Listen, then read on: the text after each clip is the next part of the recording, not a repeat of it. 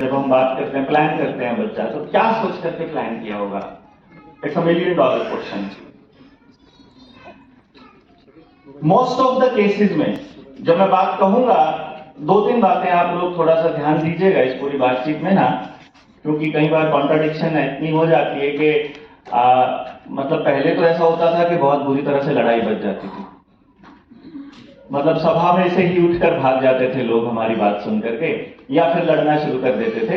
आज वो लड़ने वाली सिचुएशन नहीं है, आज मुझे पता है किन किन बातों पर। तो इसलिए एक तो जब मैं कहूंगा कोई भी बात अपने समाज के लिए, तो वो मोस्ट ऑफ द केसेस की बात होगी। और दूसरा, जब मैं सरकार शब्द का इस्तेमाल करूं तो ध्यान दीजिएगा, सरकार शब्द ना इस स्टेट की सरकार से बात कर रहा हूं ना मैं दूसरे स्टेट की, ना केंद्र की। सरकार का मतलब है जिनको हमने पॉलिसी मेकिंग के लिए बैठाया है विधानसभा में, लोकसभा में, और वो पॉलिसी मेकर्स किसने भेजे हैं, उनको फंडिंग कौन देता है, उनको पैसा कौन देता है वहां जाने का, उनके चुनाव लड़ने का, इलेक्टोरल बॉन्ड्स का। क्योंकि जो पैसा देता है वही सरकार है, जिनकी बदौलत वो वहां बैठते हैं वही सरकार है। तो ये ध्यान दीजिएगा। तो मैं उनको कह रहा हूं जो पॉलिसी मेकर्स के ऊपर बैठे हैं जब मैं सरकार बोलूं। तो इसलिए सरकार का विरोध करने का मतलब ये नहीं है कि मैं किसी नेता या किसी पार्टी का विरोध कर रहा हूं। सरकार का विरोध करने का मतलब उस पॉलिसी का विरोध जिस पॉलिसी पर आज हम बात करेंगे। ये इसलिए क्योंकि जब मैं इस सवाल का जवाब ढूंढने चलता हूं कि आप बच्चे क्यों पैदा करते हैं, तो मैक्सिमम केसेस में हमको कोई तैयारी नजर नहीं आती है।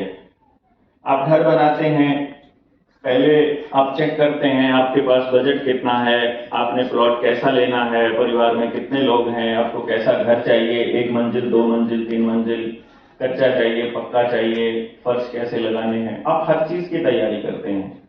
खेत में आपने कोई फसल लगानी है, आप हर चीज की पहले जमीन को जोता जाता है, फिर तैयार किया जाता है, बीज को धोया जाता है, पूरी तरह से स्टेरलाइज किया जाता है, कोई बीमारी है उसको चेक किया जाता है, एक एक बीज को चेक करके हम लोग इस्तेमाल करते हैं। और इसी तरह से बहुत सी ऐसी चीजों की तैयारियां करते हैं। हम कुछ भी काम करते हैं, सिर्फ एक काम बिना तैयारी के मैक्सिमम केसेस में होता है, और वो है बच्चा पैदा करने का। फिर हम बात करते हैं, बड़ा हो गया बच्चा, फिर स्कूल की बात आती है कि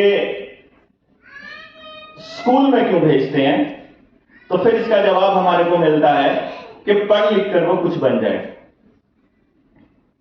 मतलब क्या बन जाए, आई डोंट नो, क्योंकि उसको इंसान को परमात्मा ने पहले ही बना दिया है या आपने बना दिया है। इसके अलावा वो कुछ और नहीं बन सकता, मुझे लगता है। हां, ये कर सकते हैं कि आप ऐसा कह सकते हैं कि आप नौकरी करें, वो जज बन जाए या प्लेयर बन जाए या फिर डेप्यूटी कलेक्टर बन जाए या टीचर बन जाए, वकील बन जाए, ये सब आप कह सकते हो। लेकिन ये कुछ बनना नहीं है, ये तो किसी पोस्ट पर जाकर के कोई नौकरी करना या कोई काम करना, यानी कि काम करने के लिए आप स्कूल भेज रहे हैं बेसिकली, जितना मैं समझता हूं, जितना मैं लोगों की बात से समझता हूं। और फिर मैं स्कूली सिस्टम को गौर से देखता हूं, मैं समझने की कोशिश करता हूं कि स्कूल हमारे बच्चे को दे क्या रहा है।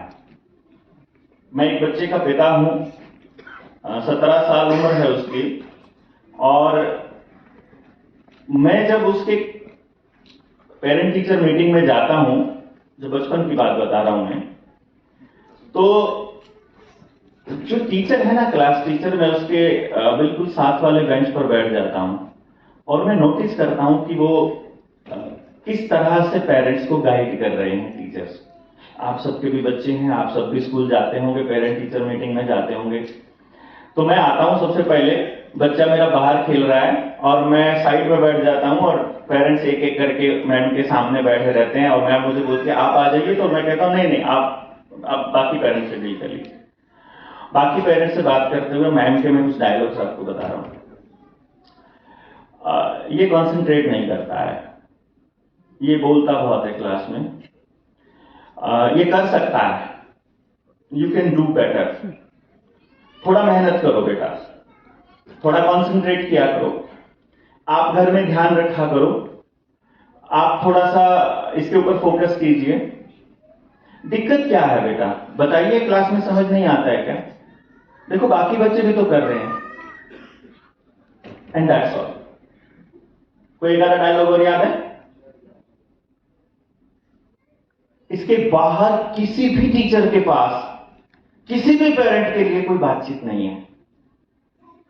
अब मैं जब मेरा बच्चा छोटा है तो मैं दिमाग में एक बात सोच रहा हूं कि ही कैन डू बेटर, और उसने बेटर कर लिया, देन व्हाट?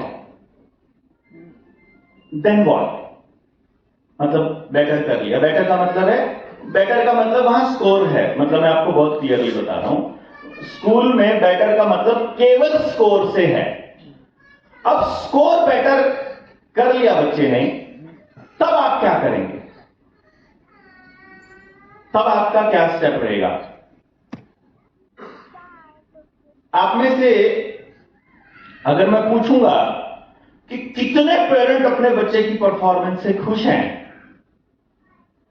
तो अंतरात्मा पर अगर आप अंतरात्मा की आवाज सुनकर के अगर आप जवाब देंगे सचमुच में आप कितने खुश हैं, तो मुझे एक भी पेरेंट खुश नजर नहीं आता अपने बच्चे की परफॉर्मेंस से, एक भी। कारण क्या मालूम है? मैं आपको बताता हूं। पूरी क्लास में दौड़ है फर्स्ट आने की, क्योंकि जब तक वो बच्चा छोटा है ना, 3 साढ़े 3 साल का, तब तक तो उसके माँ बाप, उसके दादा दादी अपने पड़ोसियों को बताते हैं, अरे इतना तेज दिमाग हमारे पोते का, हमारे बेटे का, मोबाइल हमसे तेज चला लेता है, मतलब रिमोट हमसे तेज चला लेता है, कंप्यूटर पे पता नहीं क्या क्या कर लेता है, इतनी बड़ी बड़ी बातें करता है, ऑन। कोई कमी नहीं मिलती है उनको। अचानक से वो बच्चा स्कूल ज्वाइन कर लेता है, पहली नर्सरी, यूकेजी, एलकेजी तक चलेगा, फर्स्ट सेकंड तक भी चलेगा, क्लास 3 के बाद चालू होता है फिर। मतलब आपके मार्क्स क्यों कटे वाला पॉइंट ना। और जो जो धीरे धीरे वो बच्चा बड़ा होता रहता है, मतलब वो जो बच्चा पूरे घर के अंदर रौनक दिया करता था, वो बच्चा जिसको हम परमात्मा का अंश बोलते हैं, वो बच्चा जिसकी एक कमी नहीं मिलती थी जब वो 3 साढ़े 3 साल का है, वो बच्चा बड़ा होते होते होते होते बुराइयों का भंडार बन जाता है। और जब वो 10वीं और 11वीं क्लास में पहुंचता है, तो तब उसके मां बाप से पूछो तुम्हारे बच्चे के अंदर क्वालिटी क्या है, तो तब उनको क्वालिटी नहीं मिलती है। मतलब धीरे धीरे धीरे धीरे जो खासियत थी वो डाउन चली गई और उसकी कमियां जो है वो ऊपर चली गई, और इस तरह से उनको ये नहीं मालूम कि अब क्या करना है। ये बड़ी अजीब सी स्थिति। तो मैंने इसके ऊपर थोड़ा कैलकुलेशन किया और सोचा कि मां बाप को मैं बताऊं। ये कैलकुलेशन तो मैंने सन 2000 में ही कर लिया था। मेरे पास कुछ बच्चे आते थे पढ़ने के लिए, जब मैं खुद भी पढ़ता था। तो आप आने देना। तो मैं वो कैलकुलेशन जब पेरेंट्स को बताता था ना, कि आप इस बच्चे को ना पढ़ाई के लिए मत दौड़ाइए, आप इसको किसी और, मतलब ये किसी और फील्ड के लिए बना है, और इसको इसकी अल्टीमेट हैप्पीनेस ही इसका टारगेट होना चाहिए जीवन का। तो माँ बाप ये कहते होते थे, जी अल्टीमेट हैप्पीनेस से रोजगार नहीं मिलता है, अल्टीमेट हैप्पीनेस से मार्क्स नहीं मिलते हैं, हैप्पीनेस, अल्टीमेट हैप्पीनेस ना एडमिशन ही नहीं होएगा तो अल्टीमेट हैप्पीनेस कहां से हो जाएगी। तो मैं बड़ा परेशान होता था उन बच्चों को देख करके ना, क्योंकि एक्चुअली वो बच्चे पढ़ने के लिए बने नहीं होते थे। ये रिसर्च बाद में हुई, बाद में जब मैंने इसके ऊपर काम किया, डॉक्टर हार्वर्ड गार्डनर को पढ़ा मैंने, जब उन्होंने फ्रेम्स ऑफ माइंड, उनकी एक किताब है, जिस वक्त मैं कॉलेज में था तो मैंने तब वो पढ़ी, तो मुझे पता चला कि एक्चुअली हमारा दिमाग किस तरह से बना होता है और हमारे माँ बाप और हमारा सिस्टम उसको किस तरह से लेता है। तो मैं उन बच्चों को देख करके ये सोचता था कि इनके माँ बाप इस एंगल से सोच क्यों नहीं रहे हैं। और मुझे माँ बाप की चिंता एक ही नजर आती थी कि एडमिशन हो जाए, कहीं पर सिलेक्शन हो जाए और कहीं पर उसकी जॉब लग जाए, कोई अच्छा सा पैकेज मिल जाए। तो मैं उनको जब बोलता तो कहते नहीं नहीं नहीं, आप जिनकी बात करो ना वो दूसरे बच्चे होते हैं, हमारे वाला तो निकम्मा ही है। अब क्या बताऊं मैं उनको कि वो जीनियस बच्चा है आपका, आप अद्भुत बच्चा है, परमात्मा का अंश है, परमात्मा का रूप है, लेकिन आप समझ नहीं रहे हैं। पर नहीं, कोई फर्क नहीं। और मुझे डायलॉग बोल दिया जाता है, जब आपके बच्चे होंगे ना तब पता चलेगा।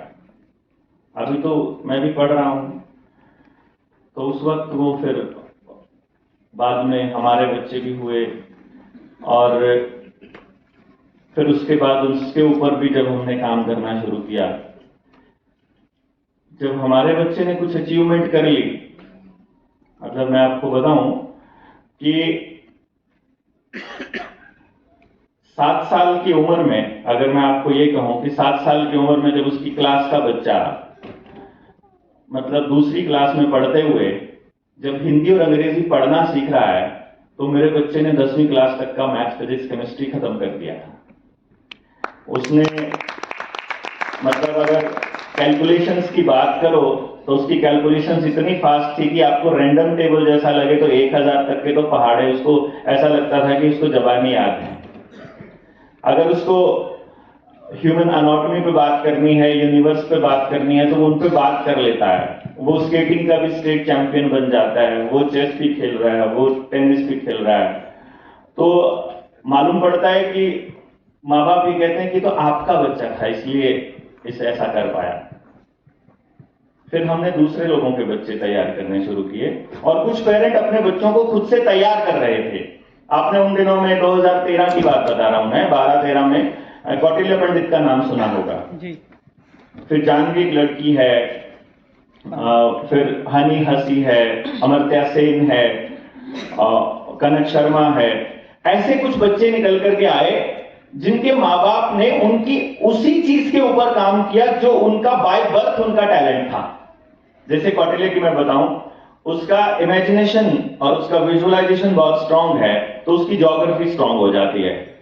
अगर मैं जानवी की बात करूं तो उसकी लिंग्विस्टिक बहुत स्ट्रांग है, तो वो 14 भाषाएं बोल सकती है। At the age of 14 years वो 14 भाषाएं बोल सकती है।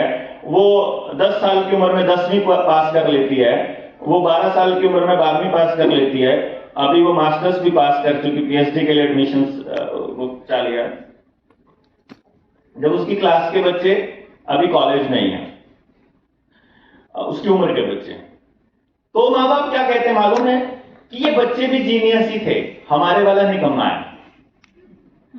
तो हमने एक प्रोग्राम लॉन्च किया सिर्फ ये बताने के लिए माँ बाप को कि नहीं, आपका बच्चा निकम्मा नहीं है, असल में आपको वो समझ नहीं आ रहा। तो हमने 2015 में एक चैलेंज प्रोग्राम दिया। उस चैलेंज प्रोग्राम में हमने क्या किया, 20 स्कूलों से 20 बच्चे लिए। वो 20 बच्चे